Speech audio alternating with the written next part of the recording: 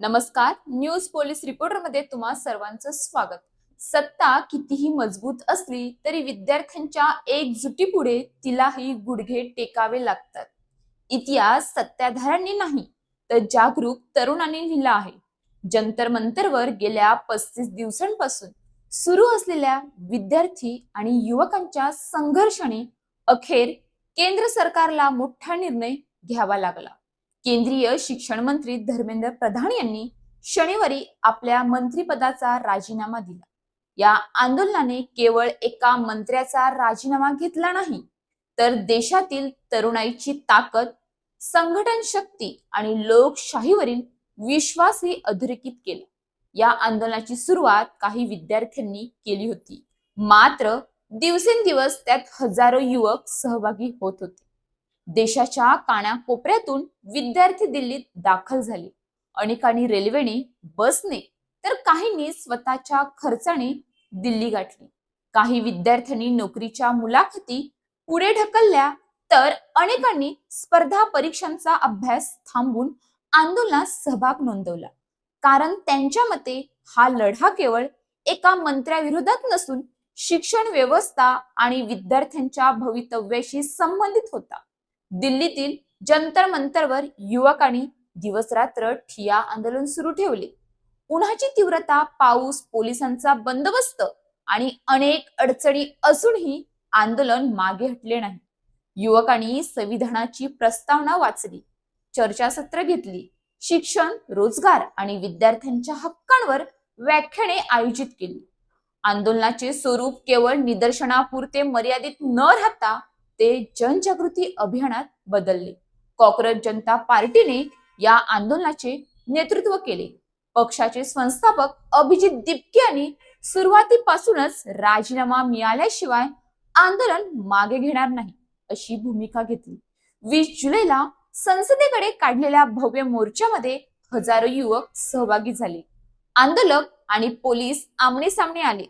पोलिसांनी अश्रुधुरांच्या नळकांड्या फोडल्या, लाठीचार्ज केला, तरीही आंदोलनकर्त्यांचा निर्धार ढळला नाही. या आंदोलनात ज्येष्ठ समाजसेवक सोनम वांगचुक यांच्या उपोषणामुळे आणखी बळ मिळाले. त्यांनी सलग 25 दिवस उपोषण करत विद्यार्थ्यांच्या मागण्यांना पाठिंबा दिला. उपोषण सोडल्यानंतरही आंदोलन सुरू राहिले आणि युवकांनी नेतृत्वाची धुरा स्वतःच्या खांद्यावर घेतली. गेल्या महिनाभरात हे आंदोलन दिल्लीपुरते मर्यादित राहिले नाही. मुंबई, पुणे, राजस्थान, बिहार, गुवाहाटी, उत्तर प्रदेश, मध्य प्रदेश, हरियाणा यांसह अनेक राज्यांमध्ये विद्यार्थ्यांनी निदर्शने केली. सोशल मीडियावर लाखो युवकांनी आंदोलनाला पाठिंबा दर्शवला. विविध महाविद्यालयांमध्ये निषेध सभा घेण्यात आल्या. त्यामुळे केंद्र सरकारवरील दबाव सातत्याने वाढत गेला.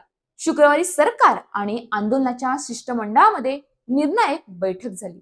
सरकारने विचार करण्यासाठी वेळ मागितला, मात्र शनिवारी दुपारपूर्वीच धर्मेंद्र प्रधान यांनी आपल्या मंत्रिपदाचा राजीनामा सादर केला. आपल्या निवेदनात त्यांनी देशातील तणावपूर्व परिस्थिती, विद्यार्थ्यांचे भवितव्य आणि राष्ट्रीय एकता लक्षात घेऊन हा निर्णय घेतल्याचे म्हटले आहे. राजीनाम्यात आता देशभरात पुढील राजकीय घडामोडींना वेग आला आहे. नव्या शिक्षण मंत्र्याची निवड, शिक्षण क्षेत्रातील पुढील धोरणे आणि आंदोलनकर्त्यांच्या इतर मागण्यांवर सरकार काय भूमिका घेते याकडे देशाचे लक्ष लागले आहे. तरुणांना अनेकदा अनुभव नाही म्हणून कमी लेखलं जातं, पण इतिहास सांगतो देशातील प्रत्येक मोठ्या परिवर्तनामागे तरुणांचीच ताकद उभी राहिली आहे. सत्तेला बहुमताचा गर्व असू शकतो, पण जागरूक तरुणाईचा आवाज दुर्लक्षित करण्याची हिंमत कोणतेही सरकारमध्ये नसते. खुर्चीची ताकद तात्पुरती असते, जनतेच्या विश्वासाची ताकद कायम असते. तरुणाई फक्त उद्याचा भारत घडत नाही, तर गरज पडल्यास आजचाही इतिहास बदलण्याची ताकद तिच्यात आहे. जागरूक विद्यार्थी आणि एकजूट युवक हीच लोकशाहीची खरी शक्ती आहे.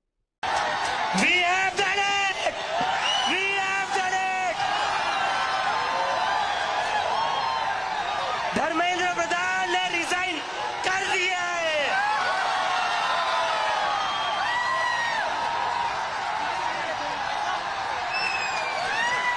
We have bloody done it.